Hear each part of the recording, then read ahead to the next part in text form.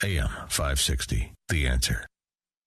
The content and information on Real Estate Airwaves is for informational purposes only and should not be regarded as legal advice. Real Estate Airwaves does not provide legal advice and make no warranty or representation regarding the information on the show. Real Estate Airwaves shall not assume any liability for damages of any kind whatsoever relating to the use, misuse, or reliance of this information. The listener should conduct their own investigations, analysis, due diligence, draw their own conclusions, and make their own decisions. Any areas concerning taxes or specific legal or technical questions should be referred to lawyers, accountants, consultants, brokers, or other professionals licensed, qualified, or authorized to render such advice. No fluff, no hype, no gurus. You're listening to Real Estate Airwaves on AM 560, The Answer. Get the inside information you need to find, fund, fix, and flip real estate in today's market. Joshua Ingalls and Vincent Pace share their secrets to minimize risk, maximize profit, and get deals done. We're pulling the curtain back and sharing the knowledge you need to succeed in real estate. And now, your hosts, Joshua and Vincent.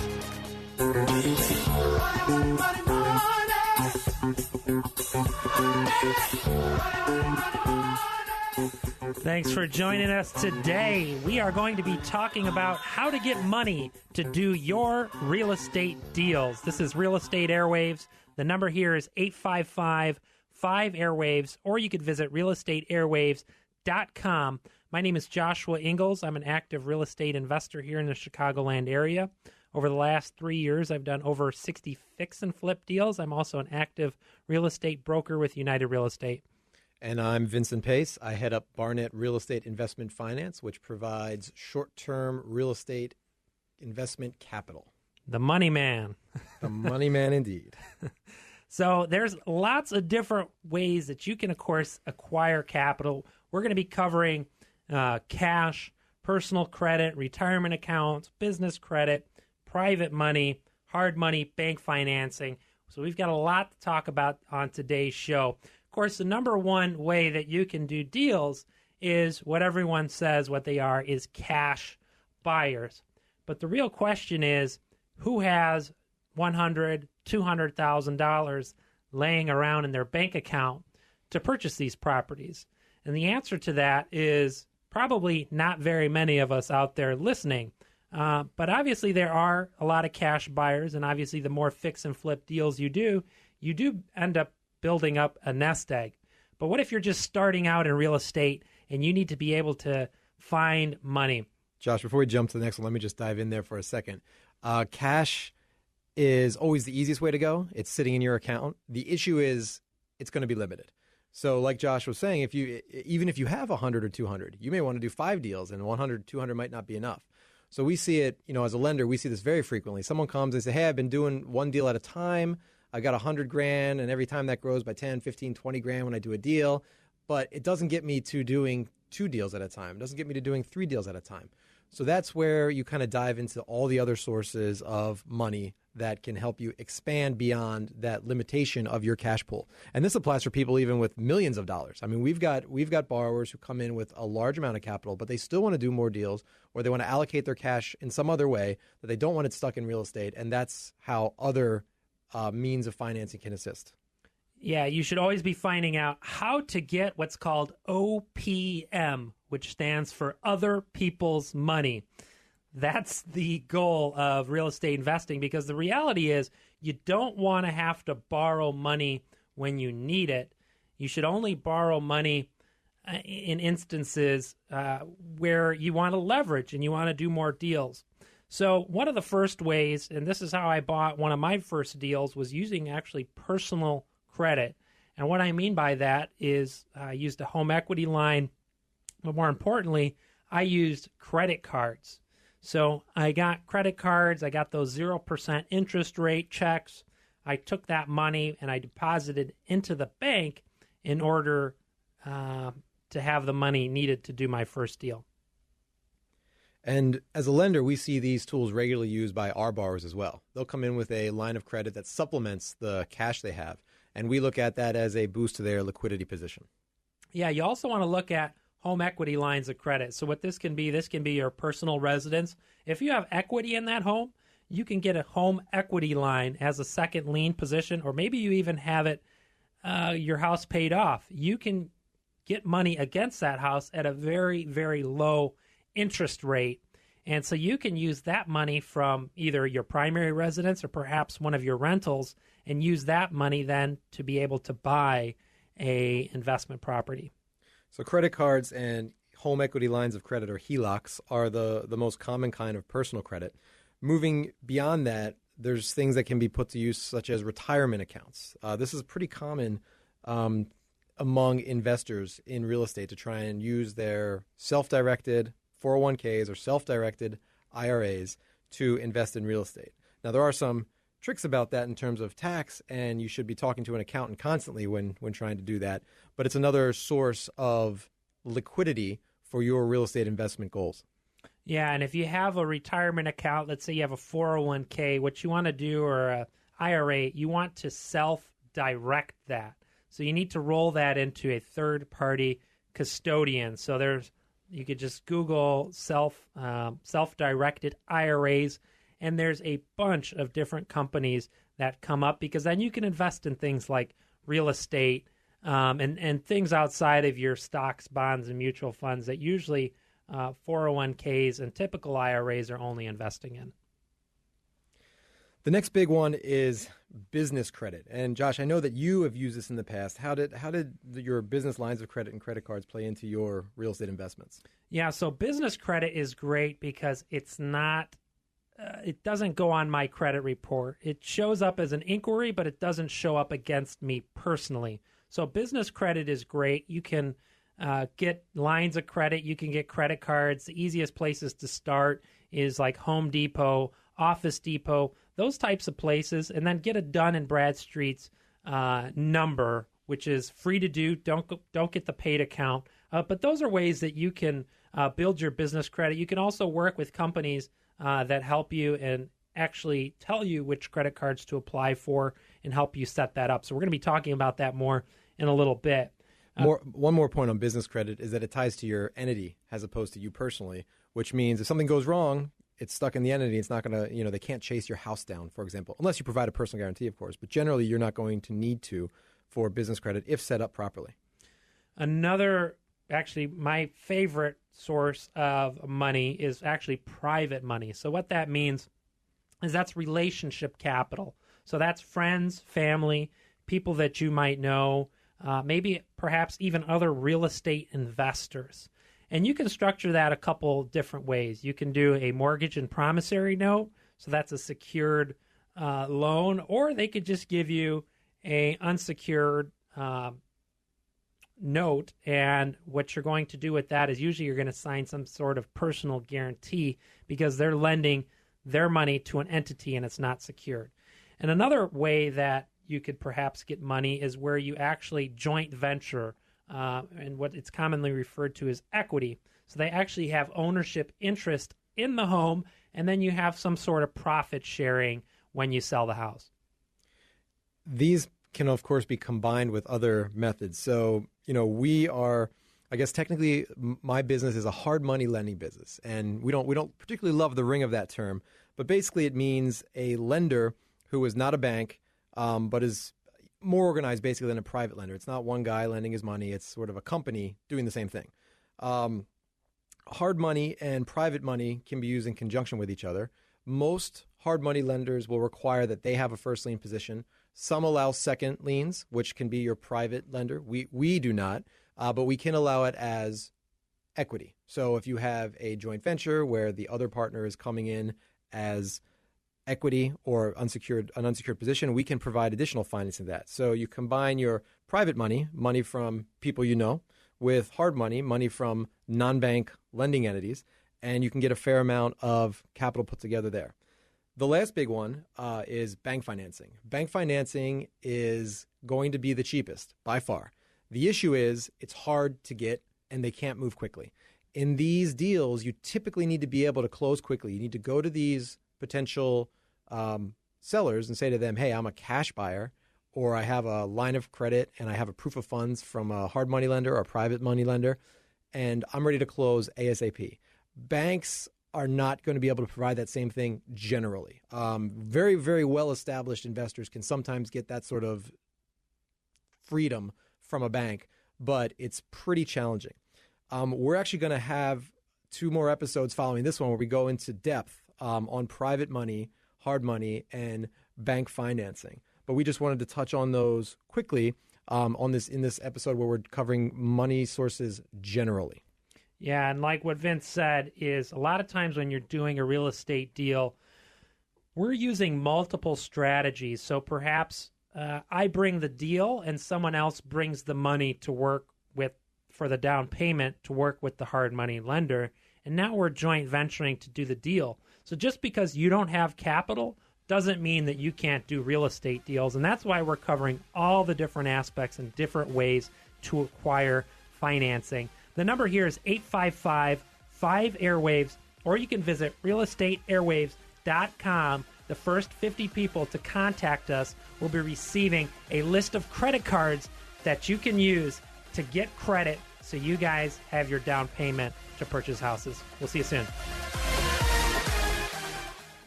Mortgage rates are still near historic lows. If you're looking to buy your first home, upgrade, downsize, invest, or refinance, contact Matthew Ewald from First Advantage Mortgage, a Draper and Kramer company. Matthew's been a trusted mortgage consultant for over 13 years and has options to fit your unique needs. With 40-plus investors, call Matthew today at 630-376-0484. That's 630-376-0484. Or apply online at mortgagechicagoland.com. Company NMLS 2551, NMLS 198323. Illinois Residential Mortgage Licensee. Equal housing lender.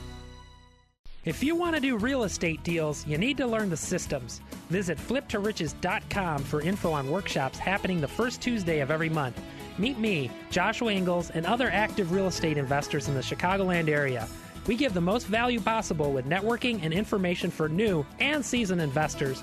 We meet the first Tuesday of every month at 3009 North Kedzie in Chicago at 6 p.m. Check out fliptoriches.com. That's fliptoriches.com for all the info now. Need capital for your real estate investment? Let Barnett Real Estate Investment Finance be your partner for fast, flexible, and certain capital. Since 2008, they've funded millions of home flippers, landlords, auction buyers, wholesalers, and more. And they'd like their next deal to be with you. Submit your preliminary application now at barnettcapital.com/prelim or call them at 224-205-7266. Again, that's 224-205-7266. AM 560, The Answer. It's all about making money with real estate. Now, back to Real Estate Airwaves on AM 560, The Answer. Thanks for joining us. Today we're talking about how to get money to do real estate deals. The number here is 855-5-AIRWAVES, or you can visit realestateairwaves.com. The first 50 people to contact us are going to be getting a list of credit cards that you can use to get money to do real estate deals, whether you have bad credit, good credit, or great credit. I have credit cards for each of those different scenarios. So there's various ways and various credit cards that you can apply for right now while you're listening to the show. There are various credit cards that offer what are called introductory rates. And these are great because the money is essentially free. They usually charge you 3 points. And so let's say I get $10,000 worth of credit from a credit card. Usually if I'm using a convenience check at a 0% introductory rate, usually I'm only going to pay $300 for that money, but it's 0% for 12 months, 18 months, and I've even seen sometimes where you get a 0% introductory rate for 2 years. And all of these periods are longer than your typical real estate investment if you're flipping or even if you're buying and holding. You know, it should take 12, 18, 24 months to be out and refied. Yeah, what's great about it is usually you can get these introductory rates and you might be able to flip 2, maybe even 3 houses in that time that you're getting 0% money. And then you can go back and get the next one for the next series of deals. So this is something you can kind of attack cyclically. Yeah, absolutely. So every time I'm coming up to my 0% coming off, I could even use new credit cards to pay off that old credit cards or just pay it off from the proceeds from the houses that I'm selling. And it's interesting because when you usually take these large amount, your credit, I will tell you, it will go down when you're drawing money and you're going close to your limit. But once you pay off those credit cards, and you do this a few times, your credit rating actually skyrockets. I've had where some of my lenders who use credit cards have paid off their cards, and before they worked with me, they had like a 730 score, and after we did this cycle a couple times, now their credit score is up in the 800s because the credit card companies now see, hey, this person can take a lot of debt and then pay it all off, which is really powerful. Josh, you mentioned earlier convenience checks. What are convenience checks and how have you used them? So convenience checks are something, even if you have credit cards right now, a lot of times what will happen is you'll get checks in the mail and it'll say you get a 0% interest rate or a 2.99% interest rate for the following time. So you can even use this with credit cards that you might already own. And when you're applying for these new credit cards, what you're going to want to do is make sure that they provide you convenience checks for 0%.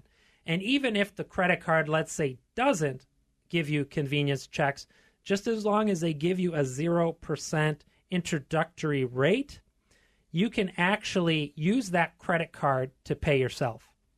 So how would you do that, Josh? I'm thinking of a closing here. You can't go to a closing table with a credit card or even with a convenience check, as far as I know. How would you get that convenience check money into use for your real estate investments? So you want to take that convenience check and you want to deposit it into your company's business account. And then you could even, what I like to do is I like to lend my company money. So I'm actually leveraging my 0% personally, and I'm lending that money to my company, and I'm actually charging the company an interest rate. But you're taking that credit card and you're that check and you're depositing it into the bank account. So you become your own private lender. Absolutely. I always want to use OPM, other people's money, or other institutions' money, so I'm making money on my money by lending it to my business. Another way you can do that, let's say the credit card doesn't give you convenience checks. Well, you can actually you could set up a PayPal account. It's actually free to do. And so if you have a 0% introductory rate for 18 months, but they don't give you convenience checks, well, that's all right.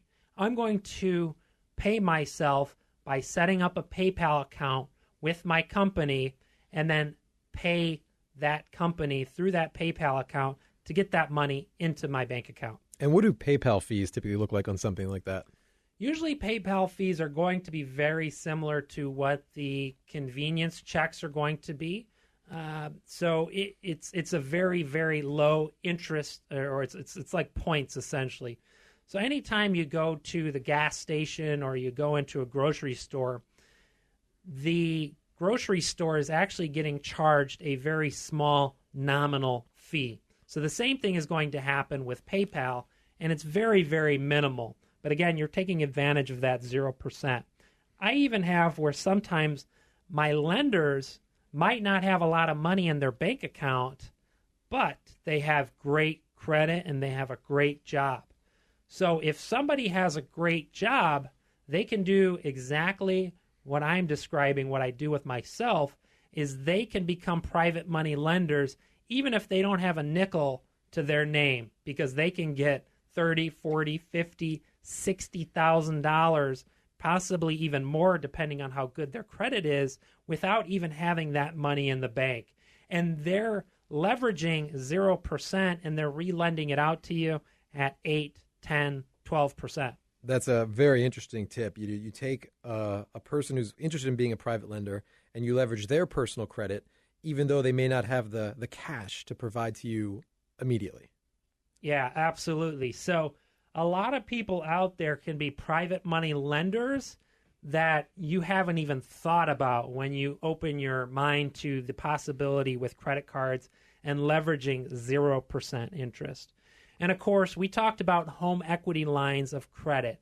Now, if you have equity in your home, or perhaps you own a rental property and you own that free and clear, you can get very, very low interest rates. I mean, interest rates right now are less than 4%. So again, you can take the money in your home and either relend that to yourself, or you just move that money over to the business, which again, if you're using a hard money lender or a private money lender, it's going to be more expensive. Yeah, and your typical home equity line of credit is going to be from a bank, and they're going to provide very affordable rates. Now, it'll take time to set it up, so budget a month or two or whatever it's going to be to get it together. If you need to move more quickly, private money lenders and hard money lenders can also provide these sorts of lines of credit. We, for instance, can provide lines of credit based on equity in properties. Yeah, so you want to think about, if you don't have equity in your home or you don't have any rental properties, again, when you're meeting with potential private money lenders, one of the things you want to find out about them is, what properties do you own? Do you own your house free and clear? If not, do you have equity? Do you have money that you could pull out as a second? Or perhaps do you have rental properties that you can, again, leverage that money? They're making the spread on paying 4% interest, and they could be charging you 12% interest. That's an 8% spread on money, again, that they really didn't even have to begin with. They're leveraging their equity, and then they're leveraging that money to then make a large spread on that money. It's interesting here again how you can take your knowledge of how personal credit could be used and help people become your private lenders.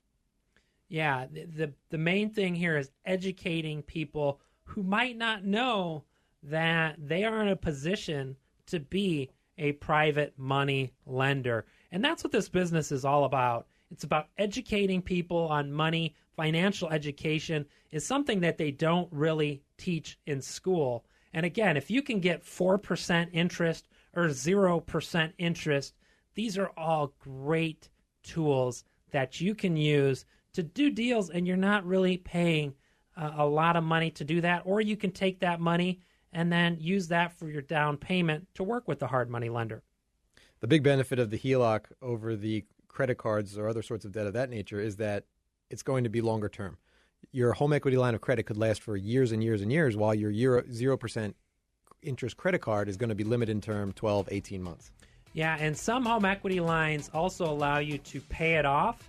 So once you sell a deal, you can pay that to a zero balance, and then you're not paying interest, and then you can borrow when is needed. The number here is 855-5-AIRWAVES, or you can visit realestateairwaves.com. The first 50 people to contact us will be getting a list of credit cards. Stay tuned, because we're going to be talking about building business credit. You're an investor, a lender in commercial real estate, or you're an attorney, and you use a title company. National Title Solutions wants a chance to be your title company. Give them a shot at your business, and you'll find out why they're the best choice. Most title companies keep banking hours and have no flexibility. National Title Solutions will do whatever it takes on your timetable. You'll save money, too. Give them an opportunity and see the difference. Convenient offices all over. National Title Solutions. Call 800-NTS-2700. 800-NTS-2700. This is Joshua Ingalls, broker with United Real Estate and radio show host. When I need to pre-qualify a buyer, I use Matthew Ewald from First Advantage Mortgage, a Draper & Kramer company. I've worked with Matthew for over 2 years, and I highly recommend him to all my clients and investors. Call Matthew Ewald today at 630-376-0484. That's 630-376-0484, or apply online at mortgagechicagoland.com. Company NMLS 2551, NMLS 198323, Illinois Residential Mortgage Licensee, Equal Housing Lender. The Chicagoland Real Estate Investment Group invites you to build your network in real estate investing and learn from the region's experts. There's no charge to attend, and there won't be any hard sell for expensive courses. Join us on the fourth Monday each month in the North Shore. For more information, visit us at meetup.com/ChicagolandREI. Again, that's meetup.com/ChicagolandREI. Meetup.com/ChicagolandREI. Need capital for your real estate investment? Let Barnett Real Estate Investment Finance be your partner for fast, flexible, and certain capital. Since 2008, they've funded millions of home flippers, landlords, auction buyers, wholesalers, and more. And they'd like their next deal to be with you. Submit your preliminary application now at barnettcapital.com/prelim or call them at 224-205-7266. Again, that's 224-205-7266. AM 560, The Answer. Now, back to the show that gives you the insider info. Real Estate Airwaves on AM 560, The Answer. Welcome back. Today we are talking about how you can get money for your deals. The next thing we want to dive into is business credit. Now, business credit is wholly separate from your personal credit in that it ties to a business you own. However, it's not something you can get immediately after you set up a company. You need to take some time to pull things together to do it. The first thing to note when developing business credit is that you need an entity. And as a general matter, you should be holding your real estate investments in an entity. Now, beyond building business credit, there's legal reasons for that, such as providing the so-called corporate veil. That means if your company does something that merits a lawsuit, it's difficult to get to you personally if someone has to sue the company. So that's a legal protection that setting up an entity can provide. Beyond that, it provides the basis for you to set up your business credit. Yeah, business credit is great because, again, this isn't going on your personal credit report. So it doesn't act the same way as personal credit does. For example, businesses that have a lot of debt doesn't necessarily affect their business credit rating with Dun & Bradstreet. What Dun & Bradstreet is looking at is, are you making your monthly obligations? So Dun & Bradstreet, for those of you who haven't heard of them before, is basically a credit rating agency for businesses. Yep. And, some tips that you want to keep in mind if you want to set up an entity where you want to start establishing business credit, you might want to do what's called a DBA, or doing business as.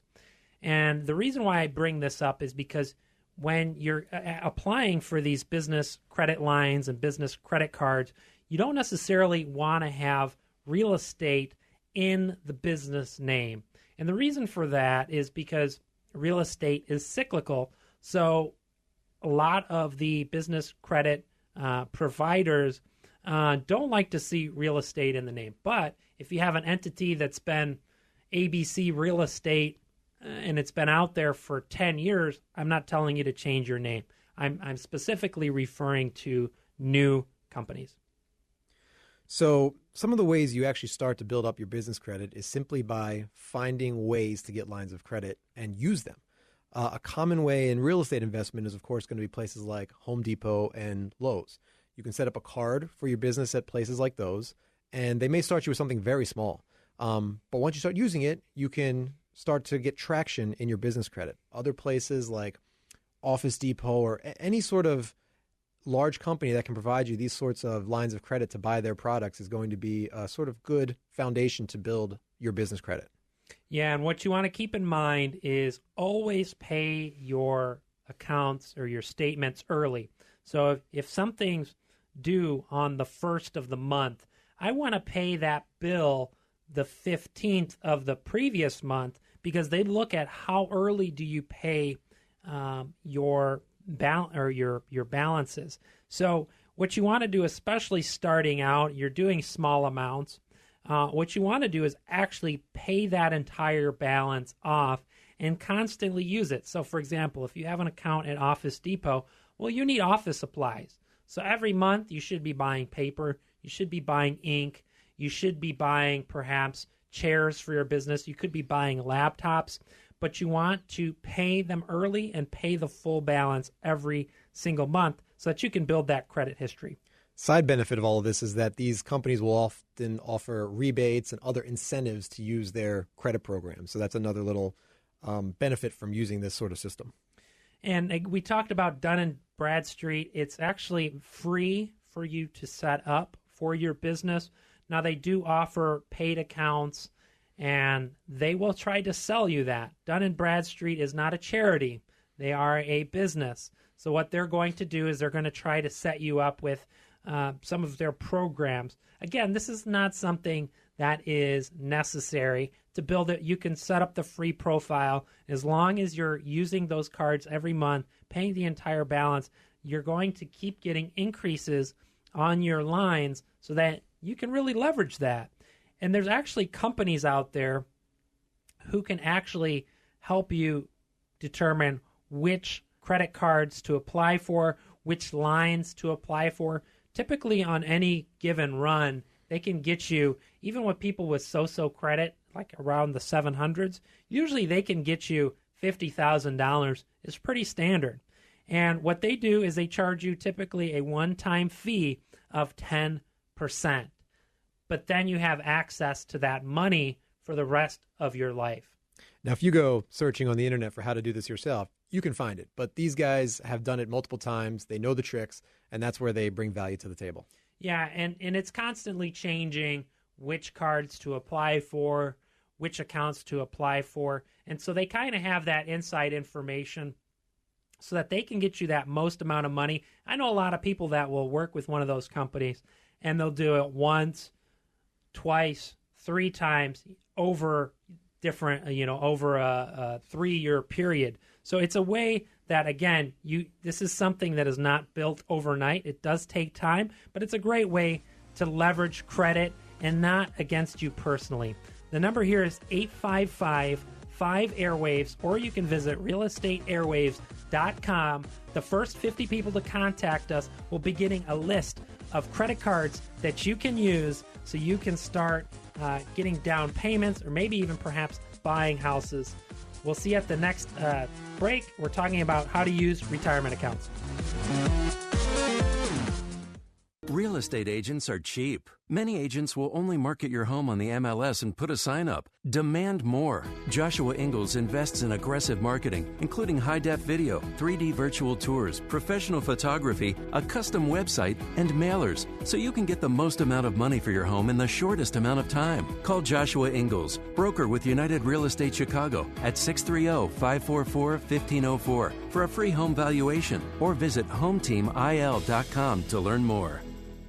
Need capital for your real estate investment? Let Barnett Real Estate Investment Finance be your partner for fast, flexible, and certain capital. Since 2008, they've funded millions of home flippers, landlords, auction buyers, wholesalers, and more. And they'd like their next deal to be with you. Submit your preliminary application now at barnettcapital.com/prelim or call them at 224-205-7266. Again, that's 224-205-7266. AM 560, The Answer. Now, back to the show with real estate info you won't find anywhere else. Real Estate Airwaves is on AM 560, The Answer. Welcome back. Today we are talking about how to get money to do your real estate deals. The number here is 855-5-AIRWAVES, or you can visit realestateairwaves.com. The first 50 people to contact us will be getting a list of credit cards that they should apply for, whether they have good credit, bad credit, or great credit. Now, one of the favorite ways that I use to invest in real estate is retirement accounts. Now, we're going to be talking about some things that you're going to want to talk with an accountant or your attorney with, because there are some things you have to look out for. But what you want to do is you probably have some sort of retirement account at your job that they provide you. And usually you can invest in different stocks, bonds, and mutual funds. And you're usually lucky at the end of the year if you make 5% on that money. You can do a lot better than that if you self-direct it. So your job is not going to allow you to invest in real estate, to buy houses with your retirement account. So you have to roll that money over to a custodian. And again, you could Google, there's lots of different custodians that you can use, but you're going to want to do what's called a self-directed 401k or self-directed IRA. So again, I can then lend my money out to other real estate investors as a promissory note and a mortgage, or I can use that money to flip houses with. Now, the caveat to that is I can't take profits and then pocket that money. All those profits need to go back into that self-directed IRA or self-directed 401k. Another big caveat with that is that it's tricky to use that money together with financing from a third-party source. If that third-party source wants a first lien position, there's tricky ways to structure it that might be able to work, but it's a challenge. So you'll want to talk with your attorney, with your accountant, whenever you're trying to use self-directed retirement accounts together with some sort of other lender. Yeah, there's some investors that will use 50% of their money in their self-directed account and then 50% cash or 50% leveraged.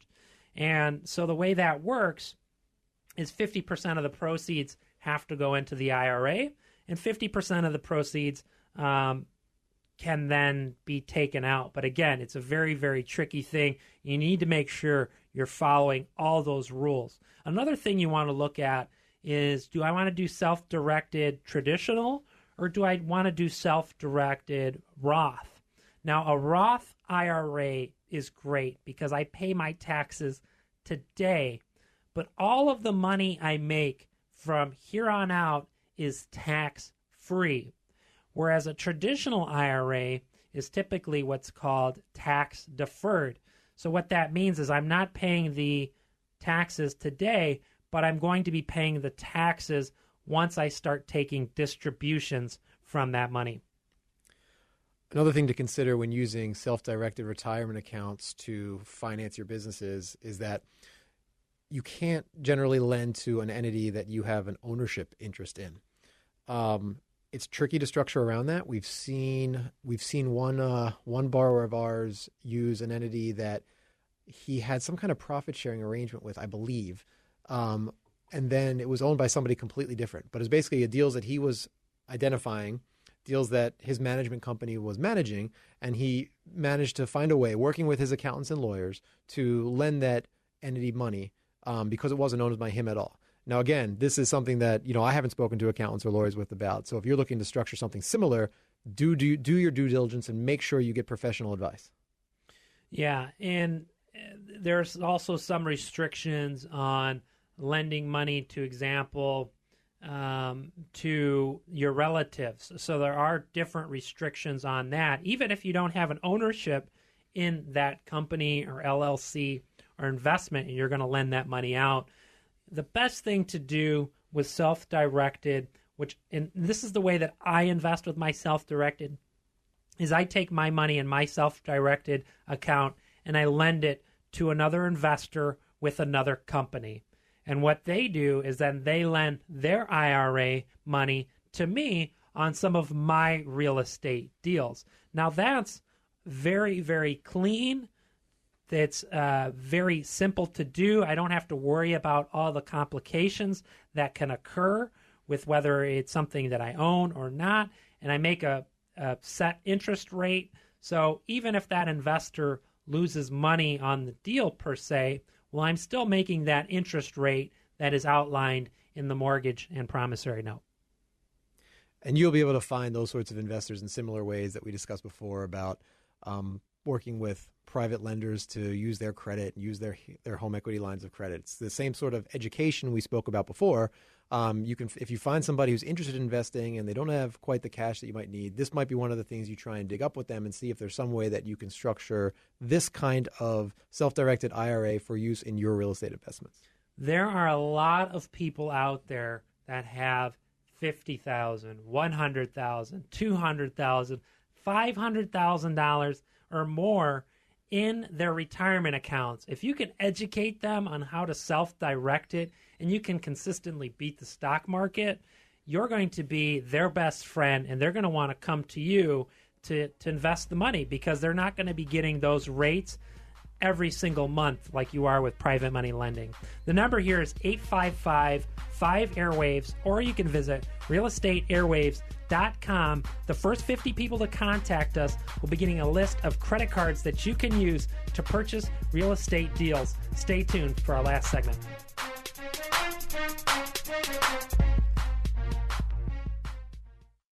You're an investor, a lender in commercial real estate, or you're an attorney, and you use a title company. National Title Solutions wants a chance to be your title company. Give them a shot at your business, and you'll find out why they're the best choice. Most title companies keep banking hours and have no flexibility. National Title Solutions will do whatever it takes on your timetable. You'll save money, too. Give them an opportunity and see the difference. Convenient offices all over. National Title Solutions. Call 800-NTS-2700. 800-NTS-2700. Need capital for your real estate investment? Let Barnett Real Estate Investment Finance be your partner for fast, flexible, and certain capital. Since 2008, they've funded millions of home flippers, landlords, auction buyers, wholesalers, and more. And they'd like their next deal to be with you. Submit your preliminary application now at barnettcapital.com/prelim or call them at 224-205-7266. Again, that's 224-205-7266. AM 560, The Answer. It's all about making money with real estate. Now, back to Real Estate Airwaves on AM 560, The Answer. Today we've been talking about how to get capital for your deals. We discussed using your own cash and the limitations of that you can't do as many deals as you might like to because your cash has a finite limitation. The next common way to expand that would be personal credit.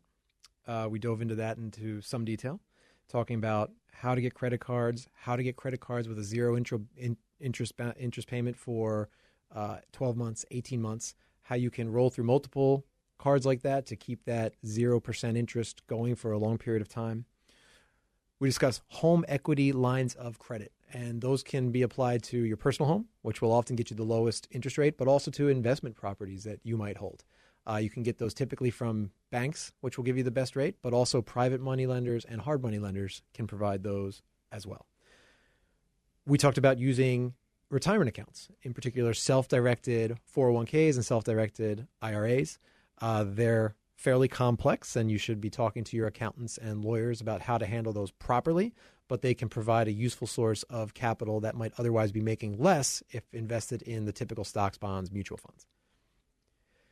We talked about how you can develop business credit, set up your entity and get credit cards under it, get lines of credit from places like Home Depot, Lowe's, other stores and service providers that will provide lines of credit for buying their products for your entity.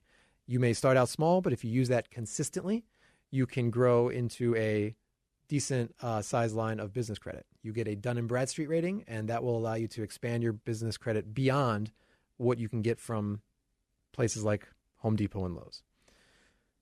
Then we talked briefly about private money, hard money, and bank financing, all of which we're going to go into in detail in the two subsequent episodes.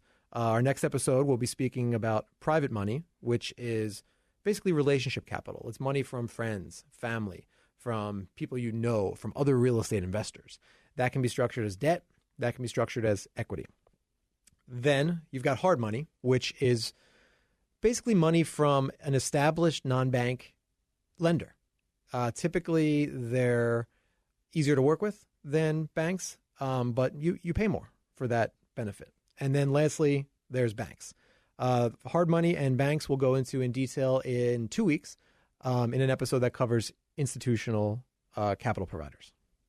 Yeah, and if you want to learn more about raising private money, which again, next week, tune in, but also on December 6th, we have a real estate meeting on the north side of Chicago at 3009 North Kedzie. We're going to be going into depth on that, and also we're going to be going to depth on that on next week's episode. So make sure to tune in next week where we really dive into how to raise private money. And again, your group, Vince, I know you guys talk about capital and how to raise that a lot at your event too. When is that? Third Monday every month. Come to realestateairwaves.com and you can click through the links and find out more information. Awesome. So again, those first 50 people that contact us will be getting a copy of credit card providers that you can use whether you have bad credit, good credit, or great credit to purchase real estate deals. And again, this is very near and dear to my heart because I use credit cards to purchase my first investment property. The number here is 5 Airwaves, or you can visit realestateairwaves.com. Again, make sure to tune in next week where we're going to be talking about how to raise private money. We'll see you next week.